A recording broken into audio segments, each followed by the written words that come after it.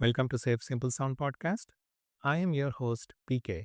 Today we have an exciting episode lined up where we use AI voices to bring insightful discussions to life. But before we dive in, please note this podcast is for entertainment and educational purposes only and does not constitute financial, legal, or professional advice. Investment decisions should always consider your personal circumstances, financial goals, and risk tolerance. Be sure to consult a qualified financial professional before making any investment decisions. If you would like personalized guidance, you can reach out to me at savesimplesound.com/contact. Now, let's get started. Hey everyone, this is Alex. Welcome back to Safe Simple Sound. Today we're diving deep into the fascinating world of market cycles, those rhythmic ebbs and flows that shape our financial landscape. Today's episode is based on an article titled Market Cycles: Understanding the Rhythm of Financial Markets on safesimplesound.com website, which provides a fantastic framework for understanding these patterns. This article highlights the crucial concept of the four market phases: accumulation, markup, distribution, and markdown, and stresses the importance of adapting your investment strategies accordingly. One particularly interesting point is how understanding these cycles can empower you to make more informed decisions, aligning perfectly with our Seize Financial Control belief here at Safe Simple Sound. It's all about taking charge of your financial destiny. We've got a lot to unpack today, so we'll be following a clear structure. First, we'll delve into understanding market cycle phases. We'll navigate the accumulation phase with Sarah, who's hesitant to invest after a market downturn, and then ride the wave of a tech sector boom in the markup phase, examining how to manage risk and identify true growth potential. This connects directly to our Understand Financial Choices principle, knowing the true cost and potential benefits of your actions in different market conditions. Next, we'll move on to identifying and utilizing market indicators.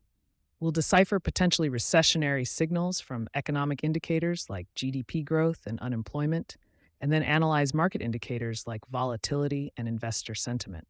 We'll be asking crucial questions like how reliable these indicators truly are and how you can use them to inform your decisions, emphasizing embrace mastery of cash flow and truly understanding the forces at play. Finally, we'll wrap up with investment strategies for different cycle phases. We'll examine defensive strategies to weather the markdown phase, focusing on building that financial safety net we always talk about. Then, we'll explore growth strategies for the markup phase, including venturing into emerging markets, keeping in mind the importance of developing wealth and a lasting legacy through strategic diversification. So get ready for an information-packed episode filled with practical scenarios, actionable advice, and, as always, strategies that are safe, simple, and sound. Let's dive in. First scenario is navigating the exciting yet often risky markup phase, particularly within the tech sector. What happens when the exuberance fades and the market takes a downturn? This is where understanding the accumulation phase becomes crucial. Let's shift gears and explore this often overlooked period of the market cycle with a case study. Imagine a listener, Sarah, who's hesitant to invest after witnessing a tech bubble burst, much like the dot-com crash. Fear and uncertainty are in the air. Sam, Taylor, let's put ourselves in Sarah's shoes. Sarah's facing a dilemma. Is this a temporary dip or the start of something bigger? This leads us to our first question.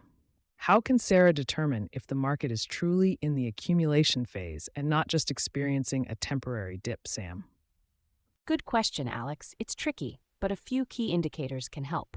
First, look for sustained negative sentiment. Fear and pessimism are hallmarks of accumulation. The reference article we have mentions low trading volume, which suggests a lack of conviction from buyers. However, this is where the smart money often starts quietly accumulating positions. Finally, valuations become attractive. Price-to-earnings ratios and other metrics will start to look appealing compared to the market's peak. So if I understand correctly, it's not just about the market going down, but how it's going down. Low volume combined with pervasive negativity could suggest accumulation. Precisely, a sharp drop with high volume could just be a correction. Accumulation is more of a slow, grinding process. Excellent point. Now, assuming Sarah believes the market is in the accumulation phase, what specific types of companies or sectors should she research during this phase, Taylor? This reminds me of what we discussed about value investing in a previous episodes.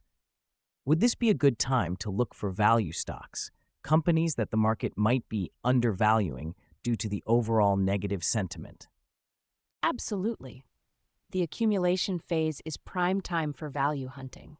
Look for companies with strong fundamentals, solid balance sheets, consistent earnings or the potential for future earnings, and competent management. They might be temporarily out of favor due to the market downturn, creating an opportunity for long-term investors. For example, during the 2008 financial crisis, many well-established financial institutions saw their stock prices plummet, even though their underlying businesses were still relatively sound.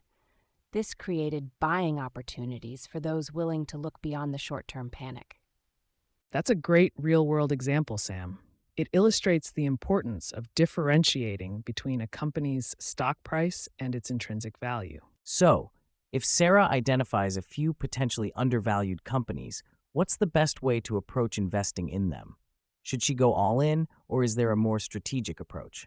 Dollar cost averaging could be a good strategy here. Instead of investing a lump sum, Sarah could invest smaller amounts at regular intervals, say monthly or quarterly. This helps mitigate the risk of buying at the absolute bottom, which is almost impossible to time perfectly. So, to recap, identifying the accumulation phase involves looking for sustained negative sentiment, low trading volume, and attractive valuations. It's a great time to research undervalued companies with strong fundamentals, particularly value stocks. And dollar cost averaging can be a useful strategy to mitigate risk. This has been really helpful, Alex. I feel much better equipped to understand and potentially navigate an accumulation phase. Excellent, Taylor. And for our listeners, the call to action for this segment is research undervalued companies with strong fundamentals and consider a dollar cost averaging strategy. So, Taylor, we just discussed how to navigate the accumulation phase, focusing on value investing and dollar cost averaging when the market is down. But what happens when the market starts to recover and enters the markup phase? That's where we're heading next. Now, we're diving into a scenario that feels very familiar to anyone who remembers the dot-com boom, a tech sector surge. This time, imagine a rapid expansion in artificial intelligence and related technologies. How can investors participate in this potential growth while also managing the inherent risks, especially the possibility of another bubble?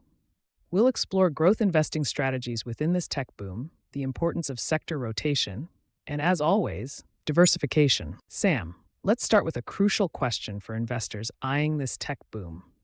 How can they differentiate between companies with genuine growth potential and those that might be overvalued? That's the million-dollar question, Alex. A good starting point is looking beyond the hype. Strong fundamentals are key. Look at revenue growth, not just projected but actual. Is the company profitable or at least showing a clear path to profitability? What's their market share and competitive advantage? These are the building blocks of sustainable growth. A company just riding a trend without a solid foundation might be overvalued. So if I understand correctly, even in a hot sector like tech, we shouldn't just jump on the bandwagon of the latest buzzword. We need to dig deeper into the financials. Exactly. Think of it like this. Some tech companies are building houses, others are building castles in the air. You want to invest in the house builders. Great analogy, Sam. Now, let's say an investor has identified some promising tech companies. How can they tell if the overall market, particularly within the tech sector, is nearing the peak and entering the distribution phase? What are the warning signs? Several indicators can suggest we're approaching the distribution phase. First, extremely high trading volumes combined with increasingly volatile price swings can signal a bubble. Second, look at valuations. Are price-to-earnings ratios significantly above historical averages? Third, pay attention to investor sentiment. Excessive optimism, where everyone is talking about getting rich quick, can be a red flag. The euphoria stage often precedes a downturn, right? Precisely. Euphoria can be intoxicating, but it often leads to poor investment decisions. Sam, what would you recommend investors do if they see these warning signs? Start by taking some profits. Reduce your exposure to the hottest sectors and potentially move some funds into more defensive sectors like consumer staples or utilities. This is the essence of sector rotation. It doesn't mean abandoning tech entirely, but strategically repositioning your portfolio to manage risk. So, even if I believe the tech sector still has room to run, it might be wise to lock in some gains and diversify into less volatile areas. Absolutely. Remember, even the strongest bull markets eventually correct. Being prepared is crucial. Let's recap. When investing in a booming sector like tech, focus on companies with solid fundamentals, not just hype. Be wary of extremely high trading volumes, sky-high valuations, and excessive optimism. These are potential signs of a bubble. And finally, as the market evolves, don't be afraid to take profits, rotate into more defensive sectors, and of course, maintain a diversified portfolio. Now, while this tech boom plays out, the broader economy might be sending different signals. In our next segment, we'll discuss how to decipher economic indicators, such as GDP growth, unemployment, and inflation, and how they can warn of a potential recession. Imagine this scenario. GDP growth is slowing, unemployment figures are creeping upwards, and inflation is stubbornly high. These are classic signs of a potential economic downturn.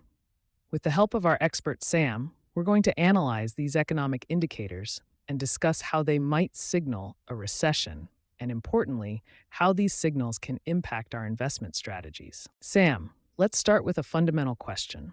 How reliable are leading economic indicators like GDP growth, unemployment, and inflation in actually predicting recessions? Leading indicators are valuable tools, Alex, but they aren't crystal balls. They provide clues, not certainties. For example, slowing GDP growth can indicate a coming recession, but it doesn't always. Sometimes it just signals a period of slower growth. Think of it like a car slowing down. It might be coming to a stop, or it might just be approaching a yellow light. We need to look at the combination of indicators, not just one in isolation. So, if I'm understanding correctly, one indicator might not be enough. We need to look at multiple factors together. This reminds me of what we discussed about diversification in our portfolios. It's not about putting all your eggs in one basket. Exactly, Taylor. A diversified approach applies to analyzing economic data as well. Now let's talk practical application.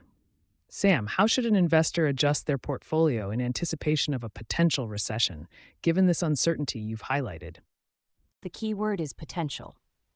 We don't want to make drastic changes based on speculation, but we can start shifting towards a more defensive stance. The reference article we provided mentions this.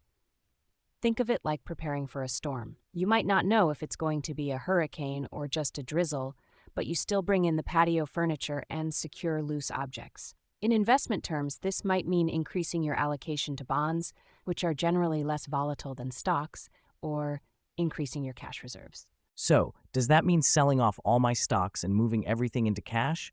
Not necessarily. Remember, market cycles are about managing risk and opportunity. Completely exiting the market means missing out on any potential upside if the recession doesn't materialize or is milder than expected. A measured approach, like gradually reducing your equity exposure and increasing your bond allocation, is often more prudent. The article's Markdown Phase Strategy section talks about this. That's a crucial point, Sam. Think of it like adjusting your sails on a sailboat as the wind changes. You don't necessarily change course entirely, but you adjust your sails to navigate the changing conditions. You want to be prepared for rougher seas, but still positioned to catch favorable winds if they appear. So, to recap, economic indicators are valuable, but they need to be interpreted in context and in combination. Don't overreact to any single data point. Instead, consider shifting towards a more defensive portfolio positioning if several indicators suggest a recession may be on the horizon. This could involve increasing your bond allocation, increasing your cash position, and focusing on companies with strong balance sheets and consistent dividends. This is super helpful. It makes understanding the complexities of market cycles and economic indicators a bit less daunting. Glad to hear it, Taylor. And for our listeners, stay informed about economic data releases and consider adjusting your portfolio towards more defensive assets if the data suggests a downturn. So, We've just discussed how economic indicators like GDP growth and unemployment can signal potential recessions. Now let's shift gears slightly and look at a different set of indicators, market indicators, specifically volatility and investor sentiment.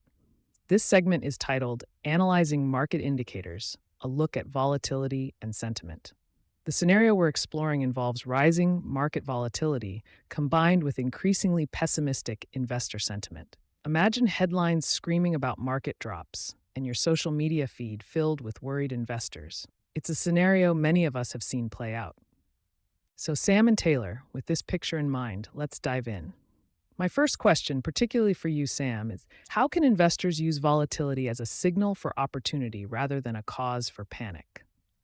Volatility, while often feared, can create excellent entry points for long-term investors. Think of it like a sale at your favorite store. Increased volatility often leads to lower prices, offering opportunities to buy quality assets at a discount. A simple example is a stock whose fundamentals haven't changed, but whose price has dropped due to overall market jitters. That could be a buying opportunity. Of course, not every dip is a bargain. You need to analyze the underlying reasons for the price drop. So, if I understand correctly, volatility essentially creates price fluctuations that don't always reflect the true value of an asset. Exactly, Taylor. Sam's point connects perfectly to our earlier discussions on value investing. Volatility can uncover those undervalued opportunities. Precisely. Let's say a company with solid earnings and a strong balance sheet experiences a price drop due to short-term market fears unrelated to its actual performance. That's where the opportunity lies. A more complex example might involve a sector-specific downturn, say in technology, where fundamentally sound companies are dragged down with weaker ones. A counterexample would be a company whose price drops due to internal issues like management scandals or declining profits. That's not the kind of volatility we're looking for. That's a crucial distinction. Now let's move on to investor sentiment. Taylor, what are your initial thoughts on the potential pitfalls of relying too heavily on investor sentiment indicators? Well, it seems to me that sentiment can be very subjective and driven by emotion. If everyone's pessimistic, it might seem risky to go against the grain, but maybe that's where the opportunities are, right? Like if everyone's selling, that might drive prices down artificially. You're absolutely right, Taylor. Sentiment surveys can be helpful, but they reflect the collective psychology of investors, which can be prone to extremes. Over-reliance on sentiment can lead to herd behavior, buying high when everyone is euphoric and selling low when panic sets in, the exact opposite of what a savvy investor should do. The reference article mentions how market sentiment cycles through optimism, excitement, euphoria, then down to anxiety, denial, fear, and ultimately panic. These emotional swings can create distortions in the market. Let's illustrate this with a real-world example. Remember the dot-com bubble? Investor sentiment towards internet companies was incredibly high, driving prices to unsustainable levels. When the bubble burst, sentiment flipped, leading to a dramatic market crash. So, it's like, don't just follow the crowd. Do your own research and due diligence, even if it means going against the prevailing sentiment. Exactly. Use sentiment as one piece of the puzzle, not the whole picture. Combine it with fundamental analysis and an understanding of market cycles. To recap, volatility can create buying opportunities, but it's crucial to differentiate between market-driven fluctuations and company-specific issues. Investor sentiment can be a useful indicator, but avoid relying on it solely.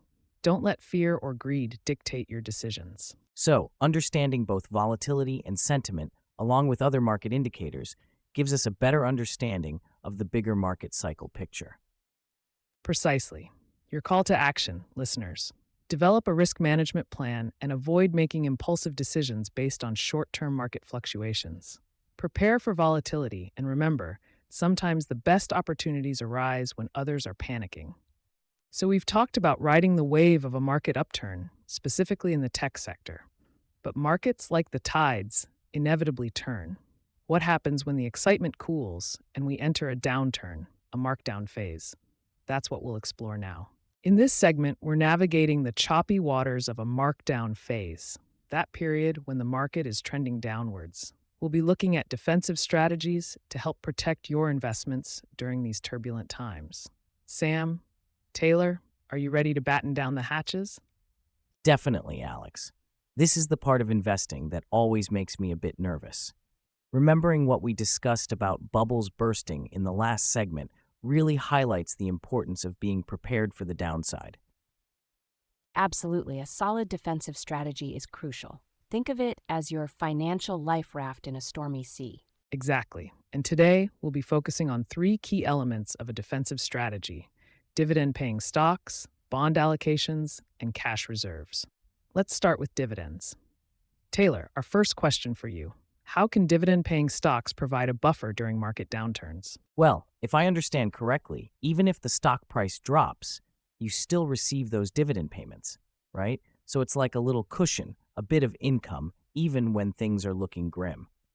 It reminds me a bit of what we discussed about generating passive income, although on a smaller scale. That's a great analogy, Taylor. Dividend-paying stocks provide a stream of income that can help offset losses from declining stock prices. Think of a company like Procter & Gamble. People still buy their products regardless of the market cycle. They're more likely to maintain their dividends, providing a more stable return.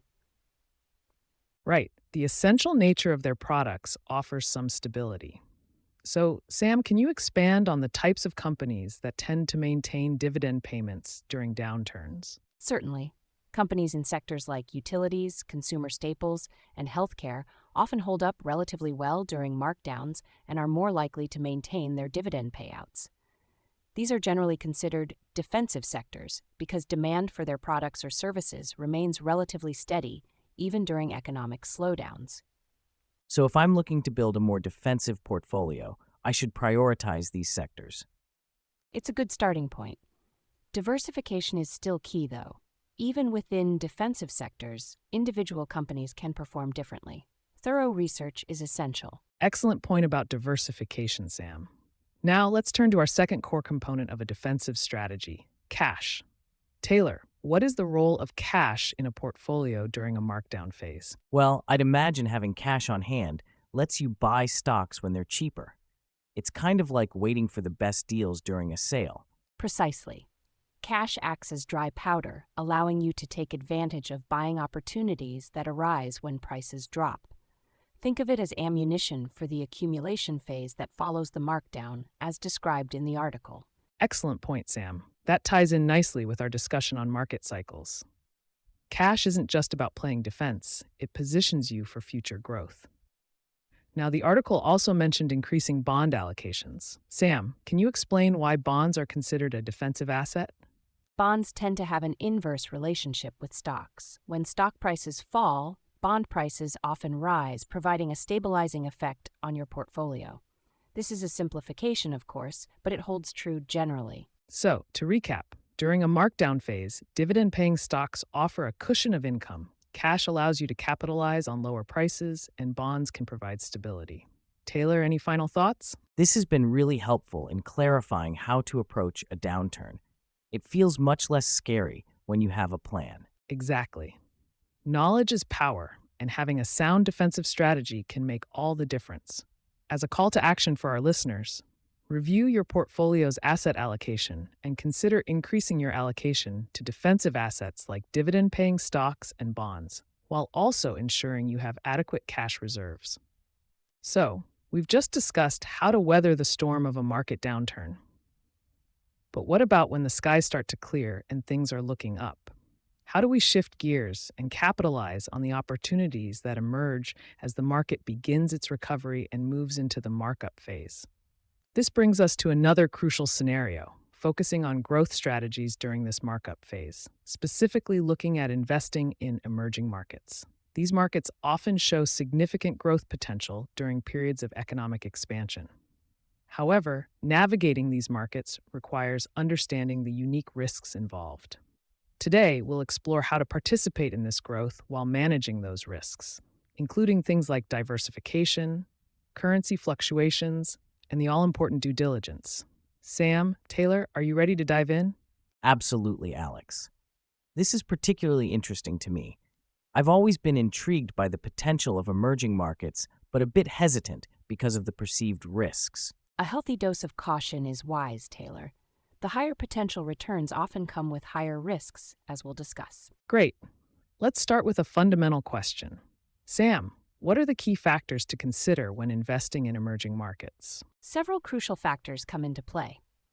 First, economic growth prospects. Emerging markets, by definition, are still developing, so their growth potential can be significantly higher than developed markets. Look at factors like GDP growth, rising middle class, and infrastructure development.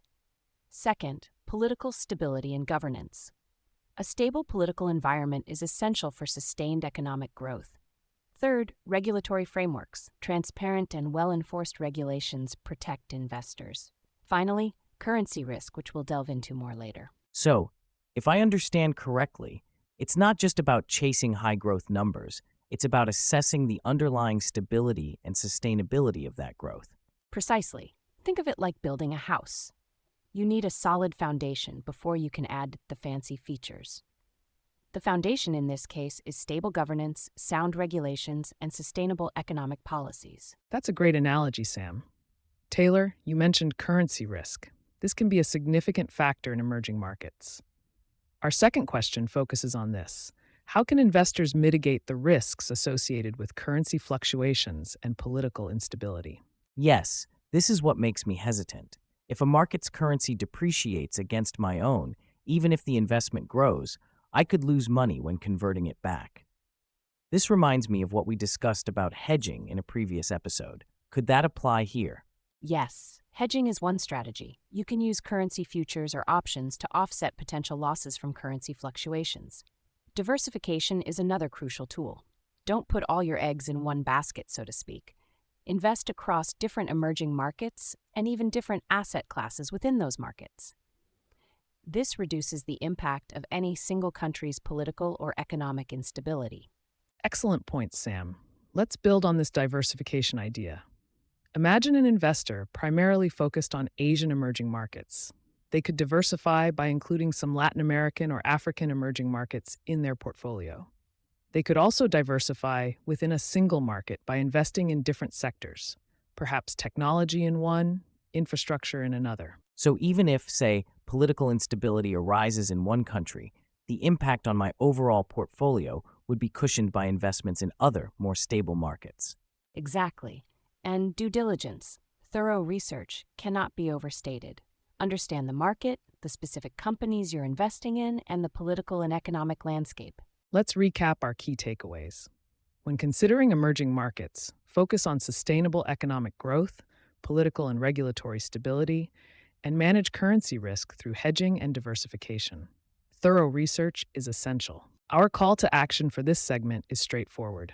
Research emerging market opportunities and consider including them as part of a diversified portfolio. But do your homework first. And that wraps up our deep dive into the world of market cycles. I hope you found this episode as enlightening as I did. We explored the 4 key phases: accumulation, markup, distribution, and markdown, just like our reference article suggested, and discussed how to adapt your investment strategies for each. We tackled some really interesting scenarios too, like navigating the tech sector boom during a markup phase and Sarah's cautious approach to investing during accumulation. Remember, understanding these cycles empowers you to make informed decisions and seize control of your financial destiny. A huge thank you for tuning in to Safe, Simple, Sound. We truly appreciate you being part of this community. Be sure to check out the show notes for links to the article and other helpful resources. While you're there, leave us a review and let us know what resonated with you most. Sharing the episode with friends and family also helps us reach more people on their journey to financial wellness. Don't forget to subscribe so you don't miss next episode where we'll be discussing technology in investing. Until then, remember to keep it safe, simple, and sound. This is Alex, signing off. That's all for this episode. If you found it valuable, don't forget to subscribe to the podcast. For more insights, you can join my newsletter at safesimplesound.com. If you would like personalized guidance, you can reach out to us at safesimplesound.com/contact. Until next time, take care and bye for now.